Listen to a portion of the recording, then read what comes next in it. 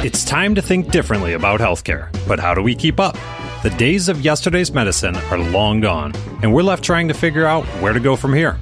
With all the talk about politics and technology, it can be easy to forget that healthcare is still all about humans. And many of those humans have unbelievable stories to tell. Here, we leave the policy debates to the other guys and focus instead on the people and ideas that are changing the way we address our health. It's time to navigate the new landscape of healthcare together and hear some amazing stories along the way. Ready for a breath of fresh air? It's time for your paradigm shift. Welcome to the Paradigm Shift of Healthcare, and thank you for listening. I'm Michael Roberts, here today with my co-hosts Scott Seitzer and Jared Johnson.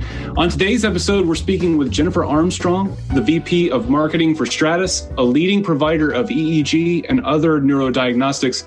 Jennifer, thank you so much for coming on the show today. Thanks, Michael. Appreciate you having me here.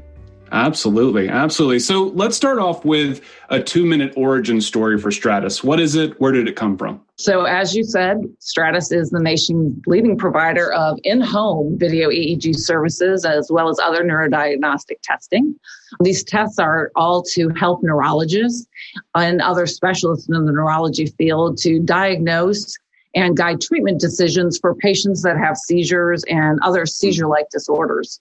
The company started in 2006 as a sleep lab and then quickly followed and shifted into home sleep testing so that the tests were actually delivered in the comfort of a patient's own home and not necessarily having to bring somebody into a laboratory to understand their sleep patterns, which by nature disrupts them. The success of that company then led the shift and the add of in-home video EEG testing to the offering back in 2012. And this was really driven by three things. The first was the company's, founding principles and vision and commitment to bringing high quality neurodiagnostic testing, the type that typically you would only get in the setting of an academic medical center or a major hospital, bringing that test to the patient.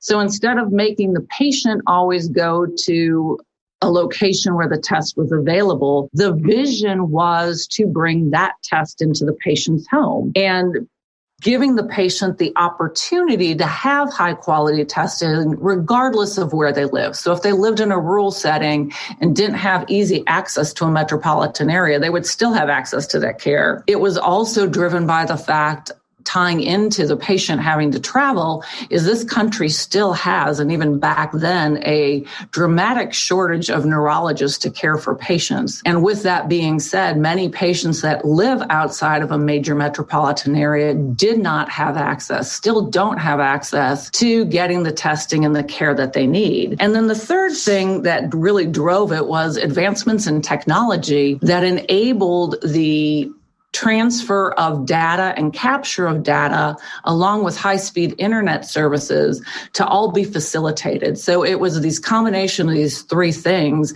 that really led to this testing of providing, and these are long-term EEG tests. So these are EEG tests that a person typically has that will last anywhere from 2 to 5 days because they're looking for a condition that doesn't necessarily happen, day in and day out.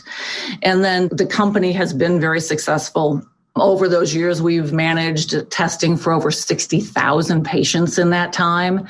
And in 2018, we further expanded our commitment to our vision of leading the way forward in neurodiagnostic testing by purchasing a software company that then enables us to continue to develop software that allows us to provide the high quality type of data that neurologists need to make an accurate diagnosis of patients. And then also at that point in time, we invested in an R&D company or division that is focused on a dream of applying artificial intelligence and machine learning to EEG testing and neurodiagnostics in order to help make sure that people, no matter where they live, have access to this high quality care and diagnostics.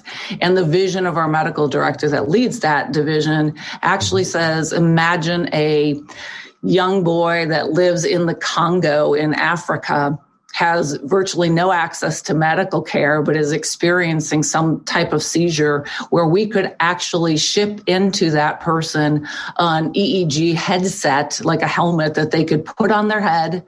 They could run it off of a battery via a cell phone Wi-Fi connection, then project that data to a physician here in the United States that could then give that person a test and help guide their physician on what to do next. So it's an exciting space, but really centers around, access to care for people. That's amazing. We've, one of the things that my family's had to deal with is, driving all the way from New Orleans to Houston, which just felt like, so far and everything. And you're talking about, halfway around the world between America and the Congo. So it's obviously a little difference of scale there. I was going to say, Michael, that's a perfect example, though, of what we're talking about, because some of these specialty tests and care are just, we think that with all the technology, they should be available. But a lot of times these advanced tests only exist in large cities, sometimes in just specialized pockets of the country.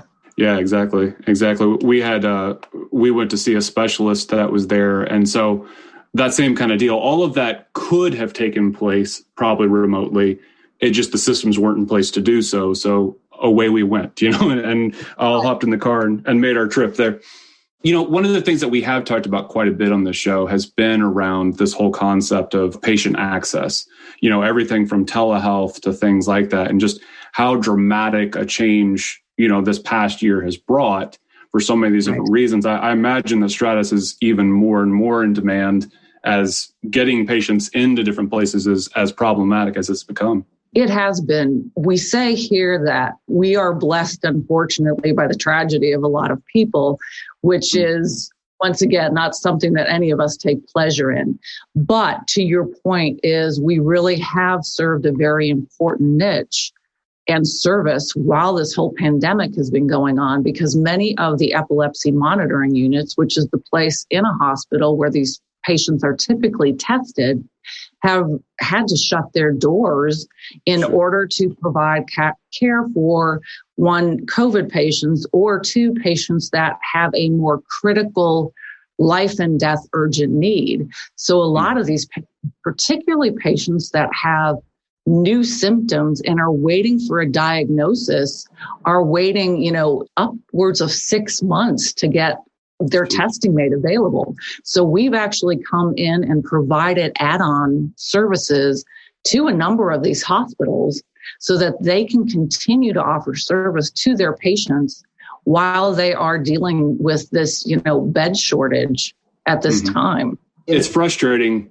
that it takes such a major event like this to bring about such rapid change. But that is one of the silver linings out of this, that we are getting to see this kind of growth. Absolutely. Allowing some of the technologies now to allow for all of us to have telehealth visits that were just, there were too many protection things that were in place before that were blocking the access to that. One of the things that we try to talk about quite a bit is how medical device companies interact with their providers, how they really need to be able to rely on those relationships in a pretty substantial way. How has Stratus had to adapt in order to develop relationships during all of this? Obviously, our access has been extremely limited during the pandemic. Many physicians are still conducting business via telehealth only. Others, while they may be opening their offices to their patients, they're still limiting, visitors per se coming in. Med device, our service, representatives as well too. So it's really focused us from both a marketing and a sales perspective to take more advantage of technology to continue to build these relationships and nurture. One of the things we've done is many times the representatives will go in and sponsor a lunch and learn type of opportunity. And as I said, they're not necessarily willing to let the office or let our folks into the office. But what we've done is we're setting now those lunch and learns up via Zoom. So we may order in the meal still to provide, so that people, the office staff gets to eat, doesn't miss their lunch hour. And the same point in time, we'll broadcast in our representative to be able to still have that one-on-one conversation with the office staff, uncover what their needs are, where we may be able to help them.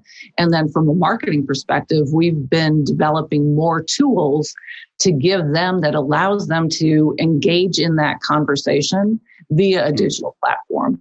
Really interesting, necessity being the mother of invention, because I think a lot of these patterns are being forced to change because of COVID, and some of it will be for the good. The ability to get help at home, I think, should stay. There's no reason to go to the hospital every time. All that's good. I kind of wanted to dive in a little bit about EEG U, like EEG, everybody, and then add the letter U at the end. So I'm guessing EEG University. Yeah, what's it all about? What were you trying to do? Like, what were the benefits involved for that?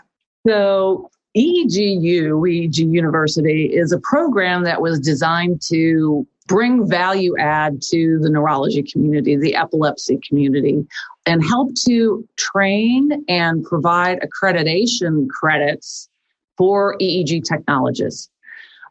Obviously, when you have an EEG tech, whether they're in a hospital setting, a physician office setting, or in the in-home setting, it's very important that they know how to hook up the equipment correctly, that they know how to dialogue and interface with the patient correctly. Mm-hmm. And not only do they need initial training, but they also need to have ongoing, continuing education in order to make sure that they're up to date on all the latest, understanding of how equipment may have changed, the newest thoughts in the field that are coming out. So techs, and there's two levels. Some of them are not required to be accredited. Other techs, for example, the techs that we have that actually monitor a patient's EEG, mm-hmm. and then also look through the data and provide a report to the physician at the end, all have to have accreditation. And those accreditations require yearly CEU programs. So there were really two needs. One was the first, that there are not enough of these trained and accredited techs to supply either the industry, us, or to supply hospitals and physician offices. And much of that centered around the fact that there are not enough educational programs to train people initially and or to provide the ongoing educational CEU credits that were easily accessible and cost effective to help these techs stay well trained and help keep their certification. As part of our commitment then to being the industry leader, not just being the biggest and not just seeing the largest number of patients, but leading the industry and making sure that we were advancing it from a patient care perspective as well as diagnostic information perspective, we decided to come in and offer what originally started as our in-house ongoing educational program to bring that to the physician, the tech community, their nurse practitioners, physicians' mm-hmm. assistants, make that available to all of them at no cost whatsoever to the participants. Yeah, so it's like a win-win-win in a way, right? You're providing a service to people utilizing the equipment. You're helping the neurology practices out there, whether they're in a hospital or independent. And frankly, ultimately, the patients are enjoying the benefits thereof as well. Correct. Everybody, I always appreciate that you tune in, that you're listening to the show here. I wanted to let you know that we have set up a new newsletter that you can get to at paradigmshift.health. That's paradigmshift.health. You can go there, and the reason that we've got this newsletter is that we like to send out a few extra pieces of information with the show. We also have a full transcript for every single episode that we do, and we can let you know that through email. We can let you know also if we have like a good quote card to be able to show for every episode. So check that out if you'd like, paradigmshift.health. Thanks so much.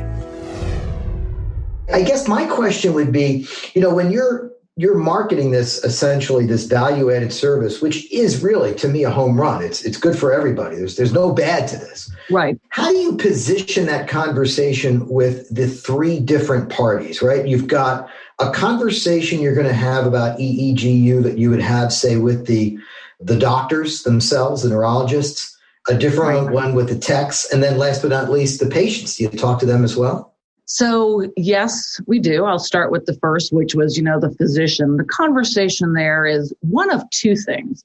Is first off, if we are talking to a hospital where either we're supplementing their services or talking to them about adding us as a supplement to their services, or even in a physician's office that has their own EEG tech, and we're potentially offering the value of being their backup for when their tech might be out on vacation or calls in sick, it's a perfect way for us to go in and say, once again, we're providing a value to you and there's no strings attached. Mm-hmm. We want to help you make sure that your staff has what they need to deliver on the promise and the quality of the service offering. And in the same aspect, it allows then us to demonstrate our commitment and the quality commitment that we have when they participate in these programs as well. So once again, it's partially you might call it a selling tool, but it's really the selling tool of selling the brand. It's not just that we're making it more convenient, but we're providing the same high quality service that you would get within if it was coming from the physician's office themselves or from that hospital as well. That's great. And do you have a specific conversation or does the patient get involved in this conversation? The patient does not get involved with the conversation at this point in time. The carryover to the patient is when they visit our website, and let's just use the example, they have been referred by their physician to allow us into their home to provide this testing. They want to make sure that our people, are well trained, that they can trust who's coming into their home. They want to make sure that the test they have is successful, right? So they're not having a test that ultimately doesn't lead to providing the enough information or quality information to allow their physician to make a diagnosis from. So when they see this on our website as part of our overall service offering, we believe that once again, it helps to give the patient confidence that we're the right service provider to let into their home and trust with us being the ones to administer their test. Yeah, that's actually where I was going to go with that, Jennifer, is thinking about that ultimate effect, because that's not always the first selling point that comes out of all this, right? Because we have to sell at so many different points here. But for a patient to be able to make this connection that there's a benefit to them ultimately, it does seem like the rise of in-home care overall has led to patients being more empowered and asking more questions and just being more aware of what the process looks like. And it's just one other side of the consumerization of healthcare happening that if we welcome it in, that's what it sounds like to me, is that this program helps the provider be more prepared to have those types of conversations to explain it to the patient where they feel comfortable. And it does seem like the setting of it being in their home does make a difference. Absolutely. Absolutely. And part of, as I said, part of that training of the techs is helping to make sure that they have the tools that they need in order to articulate why this test is being ordered, what's the value of actually having the test. So once the physician orders the test, of actually not just ignoring it, but actually going through on it. So that ultimately, like you said, without a diagnosis, particularly when we're dealing with any of the conditions in neurology, typically it's not easy to get a definitive diagnosis. So, and it's hard to convince a patient, quite honestly, to have EEG leads on their head for 72 hours as well. So this is very much a place where we need engagement from the standpoint of building trust that a physician, a tech in the hospital or a physician's office, as well as us as the service provider, that we're all providing the quality of information that the patient needs to feel comfortable to go through with this testing. Gotcha. So if I could get a little even more tactical here for a moment, are we able to talk to like what the platforms are? How do you actually convey and educate as part of EEG U? Like how do you convey the information there? What platforms are you using to bring providers and provide them this education? Absolutely. So We are actually using the same platform that we are on right now, which is Zoom. So Zoom hosts all of our EEG U. Their tools are set up so that we can engage it where it's actually a two-way conversation, where we can open it up for Q&A, or where we can poll the text. We can have our presenter ask a question and allow the audience, to come in and take a poll of, what they believe the correct answer is. The other beauty that I skipped right through is the fact that we engage leading neurologists and epileptologists across the country in order to deliver this content. So our last EEG U, we had a physician that's based out of Washington, D.C. that was actually our presenter. So he's able to be in his home or in his office presenting the information while we here as the host are sitting in Dallas, Texas, while our audience is literally spread across the world because we have people that are attending from Saudi Arabia and from India and various countries around the world, let alone the United States. So that enables us to engage in that conversation in a high quality. It also enables us to record those sessions so that we then post them to our website and allow people to actually go in if they haven't been able to join the session because it didn't work with their time and their schedule, is they can go in and they can actually view and listen to the sessions afterwards as well. Fantastic. Well, and I imagined because of the engagement you're getting there, I imagined that there was definitely an intent to make things easy and simple wherever possible. So it's nice to know, like, you're not forcing them to learn a new platform or go somewhere where they're unfamiliar. That I imagine the fact that you're using tools that most providers are pretty familiar with on a daily basis, that likely makes this communication easier. Absolutely. Absolutely. And the fact too that things, as I said, this program does allow them to get CEU credits. So the way the tool works, it actually, provides us attendance reports and information so that we can then send it to the accrediting body, who then automatically generates the credits for the attendees as well. And it's all a very simple and seamless project for us to run and administer, as well as it is for the attendees, that they don't have to fill in an extra form and send it off to the accreditation body. That's all automatically taken care of for them. Oh, nice. Nice. Yeah, that's a big deal. That's important. Yeah, it is. Big deal. Well, I'll tell you what, Jennifer. So I imagine that in your role, you're able to have a direct line of sight to what Stratus's leadership is keeping an eye on their radar screen, as well as all the stakeholders involved, all the providers in this community, and everywhere where you want to go with growing the business. Let's talk about that for a second. Like, what's on the radar screen for Stratus right now? I mean, I think the one consensus in nearly 70 episodes of this program and just elsewhere, we were privileged to have started this program before COVID and kept it going since the pandemic. And so these answers keep changing. And I think that's one of the fascinating parts about it, is how things have evolved. But from a business and growth and marketing standpoint, what's on the radar screen right now? Like, what is Stratus hoping to accomplish in, say, the next 12 months? So we actually have some very exciting things. The first is, and is it just your timing is perfect, is we are next week launching a new web-based platform for our EEG software for physicians.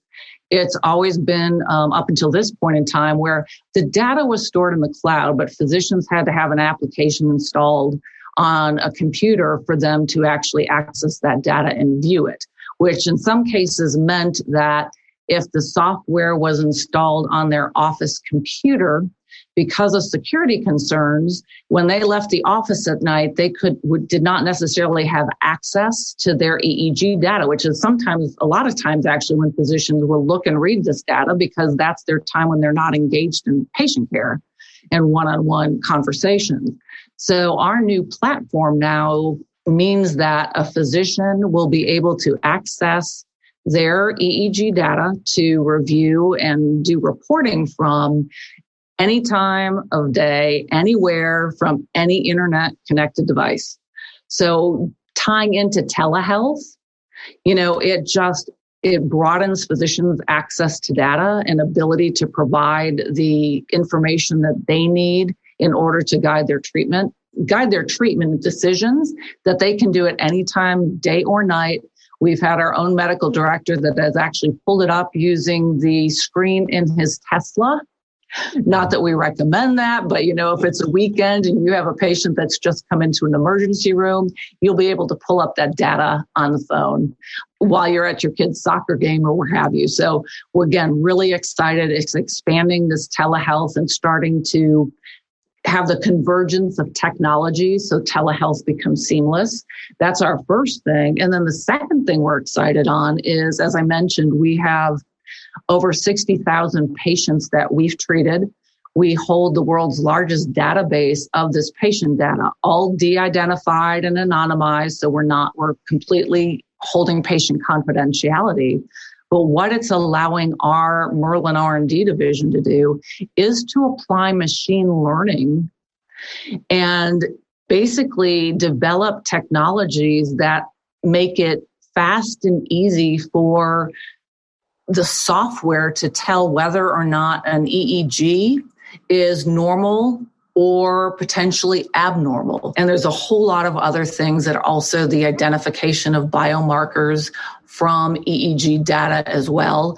This would enable an EEG to look for things like ADHD or traumatic brain injury. Somebody that's, the NFL, for example, they've been hit really hard and has a concussion actually gone above and beyond just mild. And should they enter back into the game? Or for the military, do you send a military man back into combat, after something's happened to them as well? So there's all kinds of incredibly exciting things. It's all right at the cusp right now of being verified and validated before releasing, but it's really exciting to see these applications that are really going to take things in a whole new direction. Oh, very cool. So it sounds like the access and the availability of data was really the problem you're hoping to solve here.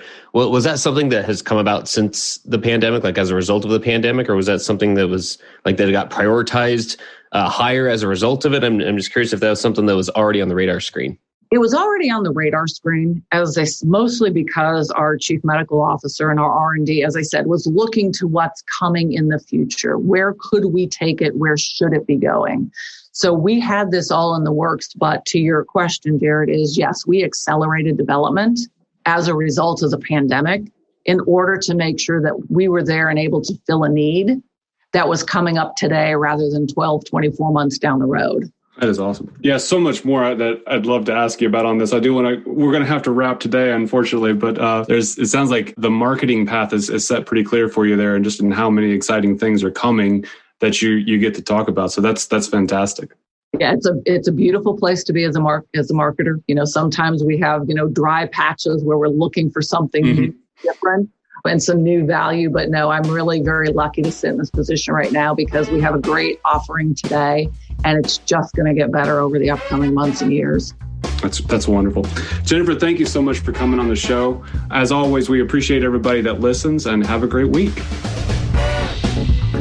Thanks again for tuning in to the Paradigm Shift of Healthcare.